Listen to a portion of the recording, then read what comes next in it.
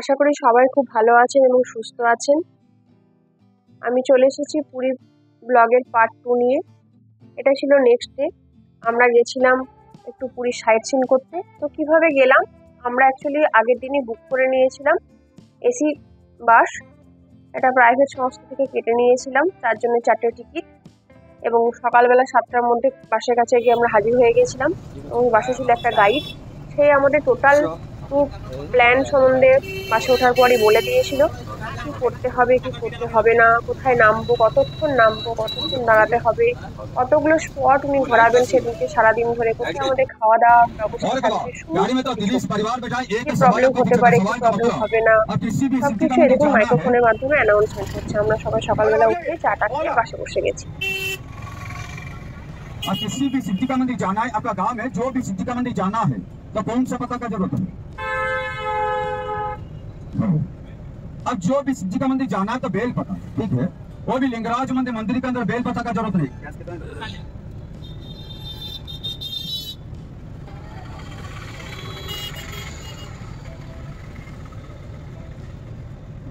और जो भी सिद्धि का मंदिर जाना है तो बेल पता, वो भी लिंगराज मंदिर, वो भी अगर सिद्धि का मंदिर है, मंदिर के अंदर बेल पता का जरूरत नहीं। अब बेल पता लेके जाएगा और पंडे लोग आपका धक्का देकर बाहर में निकाल देगा, क्योंकि लिंगराज मंदिर के अंदर 2 पता, एक बेल पता और एक तुलसी पता। क्योंकि मंदिर के अंदर अदा शंकर भगवान विष्णु जी, जिसका पता तुलसी पता, और अदा शंकर भगवान वो बीच में ज्यादा करंट, बीच में करंट नहीं। कौन सा दिन में पूरे बीच में करंट आएगा? पूरे बीच में सुबह 6 से लेकर रात भर करंट है। वो बीच में ज्यादा चौड़ा वाली है और पूरे बीच में स्नान करने के लिए जा रही है, तो पूरे बीच में कौन सा दिन में करंट आएगा, कौन सा दिन में और कौन सा टाइम में आएगा मालूम है? एक संक्रांति, महासंत, अमावस्या का दिन, 3 दिन पूरे बीच में करेंगे 12 बजे, यहाँ से सुबह 5 से लेकर रात भर करेंगे। जो बीच में कोई नहाने के लिए उठाएगा नहीं, तो कोई मछली वाला नहीं, वो बीच ज्यादा। চন্দ্রভাগা বিচে একটাই প্রবলেম, সেটা হচ্ছে এখানে কিন্তু কোনোভাবে কোনো প্রোটেকশন নেই এবং প্রচন্ড ডেপথ এবং খাড়া টাইপের একটা জায়গা। জাস্ট আমরা দর্শনের জন্য সমুদ্র দর্শন এবং নদীর যে সংযোগস্থল সেটা দেখার জন্য চন্দ্রভাগা বিচের এখানে এসেছিলাম।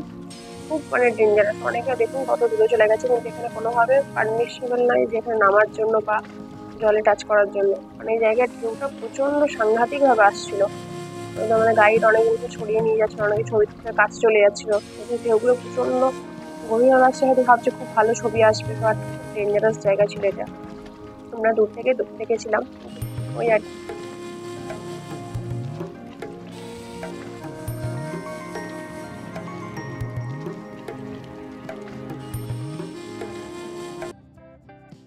এরপরে আমরা রওনা দিলাম কোনারক সূর্য টেম্পল দেখার জন্য। তো সেখানে গিয়ে প্রথমেই আমাদের ঘরে বাস থেকে নামিয়ে একটা হোটেলের কাছে দেখিয়ে দেওয়া হলো যে হোটেলে আমরা খাওয়া দাওয়া করতে পারি। আর 1 ঘন্টা আপনাদের জন্য টাইম বরাদ্দ করা হয়েছে, 1 ঘন্টা না 1.5 ঘন্টা। ভেতরে আপনাদের জন্য একটা আর্কিওলজিক্যাল সার্ভে অফ ইন্ডিয়া থেকে একটা গাইড দিয়ে দেওয়া হবে। তো সেখানে টিকিটের যা ব্যবস্থা সব কিন্তু আমাদের গাইডই করে দিচ্ছিল। লাইনে দাঁড় করানো, ঠিকানা নম্বর সমস্ত ভাবে মেনটেন করে নিয়ে যাওয়া, আমাদেরকে সবাই এসেছে কিনা সেটা দেখা, সব ওই গাইডই করে দিচ্ছিল। এই যে আমরা হেঁটে সামনের দিকে এগিয়ে যাচ্ছি, গাইডকে ছাড়া যাবে না, গাইড যেদিকে আছে সেদিকে আমরা, আর আমাদের গ্রুপের সমস্ত যে 3-4 এসেছিল তারা এখন দেখতে দেখতে আমরা সব যাচ্ছি। একজন এদিক ওদিক হয়ে গেলে সবাইকে দেখছি কার দলে আমি ছিলাম। অনেক বাস এসছে ওই প্রাইভেট সংস্থাটার। তো আমরা যে বাসের গ্রুপ সেই বাসটার সবাই একসাথে থাকছিলাম আর কি। তো এই এন্ট্রি গেট, এখান থেকে আমাদের ঘরে টিকিট কেটে দিল এবং একজন আর্কিওলজিক্যাল সার্ভে অফ ইন্ডিয়া থেকে একজন গাইড দিয়ে দেওয়া হলো। তিনি আমাদের সমস্ত ভেতরের সমস্ত তথ্য, হিস্ট্রি সব কিছু সুন্দর করে বুঝিয়ে বলছিলেন এবং ঘোরাচ্ছিলেন। এখানে আমাদের প্রায় 1 ঘন্টা 1.5 ঘন্টা কেটে গেল। গাইড কিছু নিয়মাবলী বলে দিচ্ছিল আর সব জায়গাতে খুব সুন্দরভাবে একদম আমাদের এন্ট্রি হয়ে গেল। সত্যি কত প্রাচীন সব निर्माण কিন্তু কত সুন্দর ভাবে রাখা আছে। आप लोग ये लेटा हुआ आदमी का ऊपर हाथी, हाथी का ऊपर शेर, एक पत्थर पे तीनों मूर्ति बनाया। शेर होते शक्ति का प्रतीक। शक्ति दौलत या धन, तो शक्ति और धन बराबर होते तो आदमी को नाश करते। ये मूर्ति शुरू से बोल रहा है, आप लोगों का मन पर जो घमंड है आप यहीं से त्याग दें, उसके बाद प्रवेश करें। क्योंकि यही मंदिर पर आप लोगों का मर्ग पे बहुत पुरानी हिंदी और बंगाली फिल्म में आई थी, बाली का बद्धू। ये आपका जोड़ी का मंदिर है, बुढ़ा हो या जवान हो, फैमिली वालों का मंदिर नहीं है। इसलिए बिलो 15 एंट्री मना है। हम लोग बच्चों को बाहर छोड़ के नहीं आ पाते हैं, फ्री एंट्री किए हैं। यहाँ अगर किसका बच्चा गिरेगा तो आपके लिए तकलीफ है, बड़ों के लिए व्यवस्था है, समझे। ये जो मंडप है ये आपका देवदास मंडप है, देवदास, क्योंकि ये आपका चैरियट बना हुआ ना, रथ का सामने पर आपका नाचने वाली का मंडप। तो इनसे सिखा लेते हैं आपका उड़ीसी डांस की मुद्रा। आइए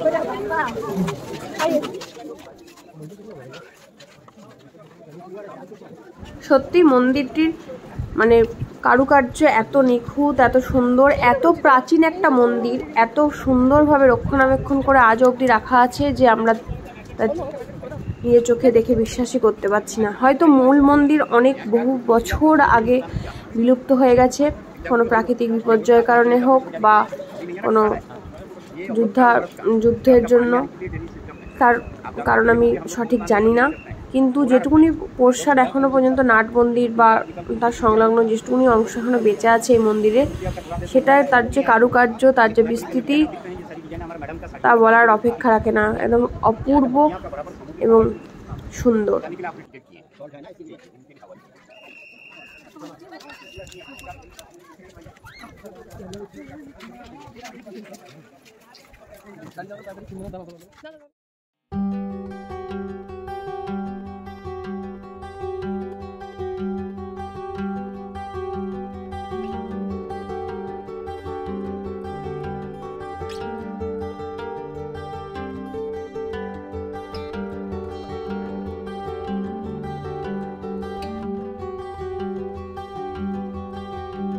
হ্যাঁ, এই মন্দিরে কিন্তু আপনি ক্যামেরা, ফোন, যে কোনো ধরনের গেজেট নিয়ে কিন্তু প্রবেশ করতে পারবেন। এখানে কিন্তু কোনো রকম বাধ্যবাধকতা নেই যেটা নিতে পারবেন না বা ছবি তুলতে পারবেন না। আমাদের সব বিভিন্ন ধরনের জায়গাতে আপনি এখানে বিভিন্ন ধরনের গেজেট নিয়ে কিন্তু ছবি তুলতে পারবেন, ভিডিওগ্রাফি করতে পারবেন, তার জন্য কোনো রকম কোনো চার্জ লাগে না, ঠিক আছে। বাট এর পরবর্তী যে স্পটগুলোতে আমরা যাব, সেইখানে সমস্ত স্পট, নেক্সট যে গন্তব্য আমাদের হচ্ছে লিঙ্গরাজ টেম্পল। সেখানে কিন্তু কিচ্ছু নিয়ে অ্যালাউ নেই, ফোন, জুতো, পার্স কিচ্ছু নিয়ে অ্যালাউ নেই। তো এখানে আমরা এই চারিদিক ঘুরতে ঘুরতে কমপ্লিট করার পর আস্তে আস্তে টুকটুক টুকটুক করে আমরা এই মন্দির থেকে বিদায় নিলাম এবং কিছু লাঞ্চ করার পর আমরা উঠে পড়লাম আবার বাসে। আমাদের নেক্সট গন্তব্য সেটা হচ্ছে লিঙ্গরাজ টেম্পল। কারণ একটা মন্দির থেকে আরেকটা মন্দির ডিস্টেন্স তো আছেই অনেকটাই। আমরা বাসে যাচ্ছিলাম বলে হয়তো ওটা বুঝতে পারছিলাম না, কিন্তু যথেষ্ট ভালো আমাদের ট্রাভেল এজেন্সি ছিল এবং গাইডও খুব ভালো ছিল। দেখছেন সবাই ক্যামেরা করছে, ভিডিওগ্রাফি করছে, তো আমি নিজেও করেছি, তো কোনো অসুবিধা নেই। কিন্তু এর পরবর্তী যে টেম্পলগুলো আপনাকে দেখাবো সবই বাইরের থেকে আমি ছবিগুলো তুলেছি বা ভিডিওগ্রাফি করেছি, পিকচার তুলেছি। মূল মন্দিরের যে গর্ভগৃহ সেখানে কিন্তু কোনো রকমভাবেই অ্যালাউ ছিল না, তাই আমি দেখাতে পারিনি। যেমন জগন্নাথ মন্দিরেও আপনি কোনো রকম তুলতে পারবেন না কোনো ভিডিওগ্রাফি। যারা তো ডেলি বেশিস প্রত্যেক ইয়ারেই যান তারা তো খুবই জানেন, আমার থেকে আরও নলেজেবল।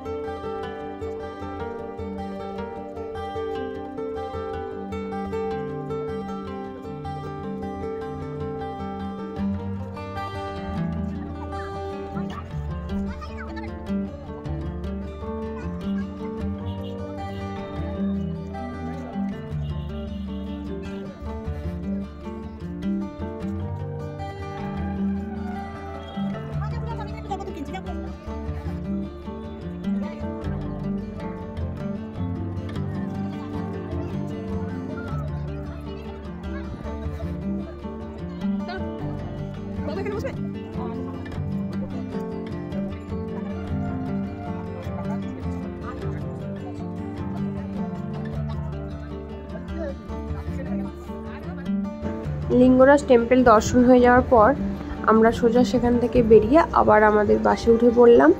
তো বাস আমাদের রওনা দিয়ে দিল উদয়গিরি খণ্ডগিরির দিকে। তো এখানে বাবু মা একটু আর বললো আমরা আগে দেখেছি তা দেখবো না, তাই বাবু মা একটু রেস্ট করবার জন্য সাইডে বসে পড়লো। অনেকটা হেঁটে যেতে হতো এখানে। তো আমরা দুজন মিলে এগিয়ে চললাম উদয়গিরি খণ্ডগিরি দেখবো বলে। আমাদের গাইড কিন্তু খণ্ডগিরির দিকে নিয়ে গেছিল আর আমরা দুজন গেছি উদয়গিরির দেখতে। আমাদের খণ্ডগিরিটা পাশেই আর কি, লেফট আর রাইটে। লেফটে হচ্ছে উদয়গিরি আর রাইট হ্যান্ড সাইডে হচ্ছে খণ্ডগিরি কেভস। তো ভালো, খুব সুন্দর জায়গা। আমি প্রথম দেখলাম, তো আমার খুব ভালো লেগেছে। তো খণ্ডগিরিতে গেলে যেটা হচ্ছে টিকিট লাগে না, কিন্তু এই যে লেফট হ্যান্ড সাইডে যে উদয়গিরি তাতে যেতে গেলে কিন্তু টিকিট লাগে। ওই যে আমাদের গাড়ির সামনে দাঁড়িয়ে আছে।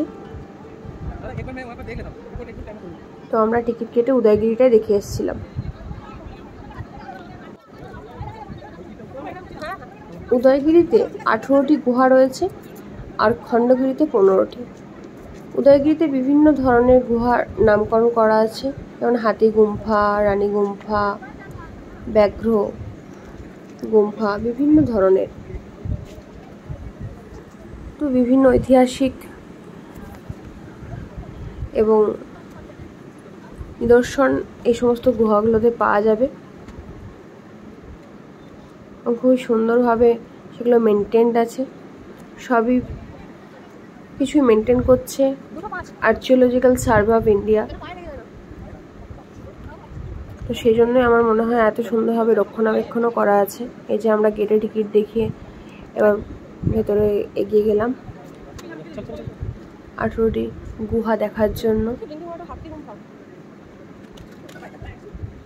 এখানে কিন্তু প্রচুর হনুমানের উৎপাত আছে। বাবা মা আগে আমাদের সাবধান করে দিয়েছিল। আমরা হাতে ছাতা ছাড়া কিছুই নিয়ে আসিনি, ছাতার মোবাইল ফোনটা ছাড়া সবই আমাদের বাসে ছিল।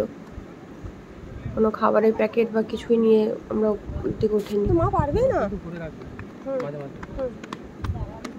ওই যে ডান দিক বাঁ দিক সব দিকে কিন্তু গুহাগুলো দেখা যাচ্ছে।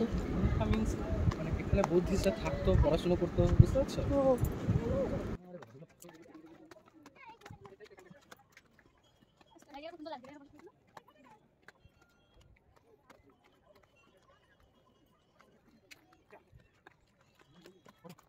দেখো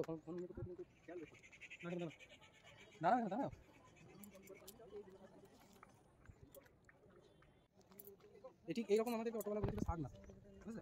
क्या देखेंगे वो सब फालतू है, कुछ साधना है वाला चाहिए। हां हां वो तो बोल रहा हूं तुम ওখানে নাম তুলে রাখো, ছবি দাও, ফুটে দাও, এই ফুটে দাও, হ্যাঁ ফোনটা দিয়ে দাও, ভালো করে ওয়াও দারুণ লাগছে এটা।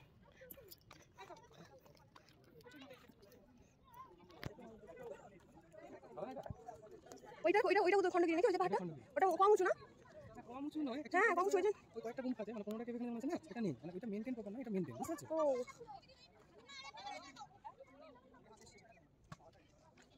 চলো আমাদের এখানে ওকে বলো বলো।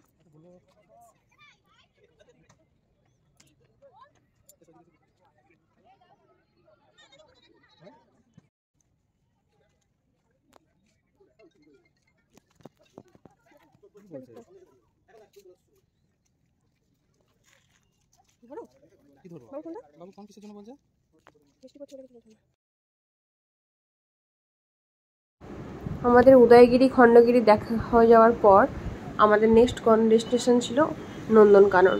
তো তখন একটু বৃষ্টি পড়া শুরু হয়ে গেছিলো, তাও আমরা পৌঁছে গেছিলাম নন্দনকাননের গেটের সামনে। তো বাবু অ্যাকচুয়ালি যেহেতু অল্প অল্প বৃষ্টি পড়ছিলো সেহেতু বাসেই ছিল, মা আমি আর মিস্টার 3 জন মিলে নন্দনকাননের ভিতরে গেছিলাম। তো ঘুরেছিলাম, বেশ খানিকটাই ঘুরেছিলাম, সবটা হয়তো ঘুরতে পারিনি সময়ের জন্য, অনেকটা বিকেল হয়ে গেছিলো। তারপর আমরা যে গ্রুপটাতে এসেছিলাম সবার সাথে ফিরে যাওয়ারও ব্যাপার ছিল, তো অনেকটা হাঁটতে হতো আর কি, মা অতটা হাঁটতেও পারতো না। তো সেই জন্য আমরা যেটুকুনি বাঘের সাইডটা তো পুরোটাই দেখেছিলাম, রয়্যাল বেঙ্গল টাইগারগুলোকে সবগুলোকেই দেখেছিলাম।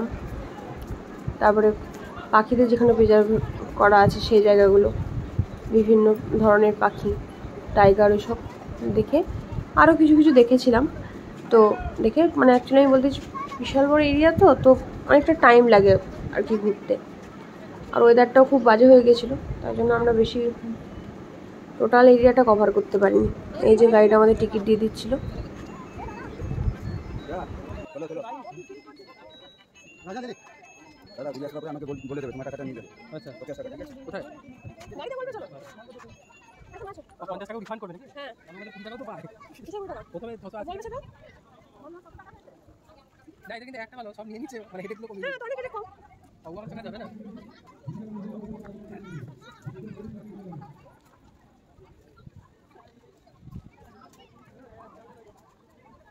এটা কি অনেক ইন্ডিয়ান বলো?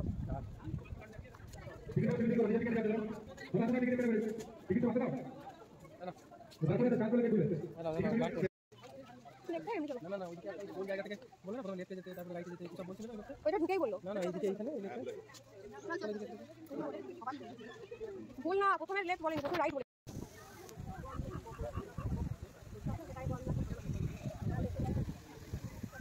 চলো, মানে কি বলতো সেদিনকার মতো আমরা নন্দনকাননই শেষ ঘোরা ঘুরেছিলাম এবং আমরা রাতে পুরী শহরে ফিরে এসেছিলাম।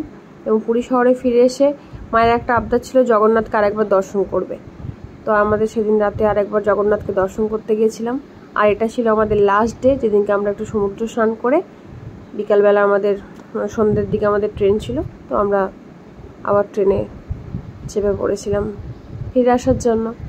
তো এই সমুদ্র স্নানটা আমাদের খুব এনজয়েবল ছিল লাস্ট দিন। আমরা লাস্ট দিনটা সমুদ্র স্নান, কিছু কেনাকাটা ছিল, সমুদ্র পাড়ে অনেকক্ষণ বসে থাকা, বিকেলবেলাতে গিয়েও খাওয়া দাওয়া করেছিলাম খুব ভালো করে।